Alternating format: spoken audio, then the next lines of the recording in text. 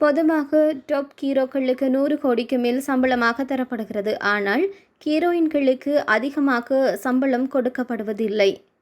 அதை பற்றி பல நடிகைகளும் வெளிப்படையாகவே குற்றம் சாட்டியிருக்கின்றார்கள். மேலும் நடிகைகளுக்கு வழங்கும் சம்பளத்தில் கூட பல்வேறு வேறுபாடுகள் இருக்கிறது. அவர்கள் எந்த அளவிற்கு பாப்புலராக இருக்கின்றார்களோ அதை பொறுத்து தான் சம்பளம் பேசப்படுகிறது. நடிகை பிரியங்கா சோப்ரா கடந்த 6 வருடங்களாக எந்தவிதமான இந்திய திரைப்படங்களிலும் நடிக்கவில்லை.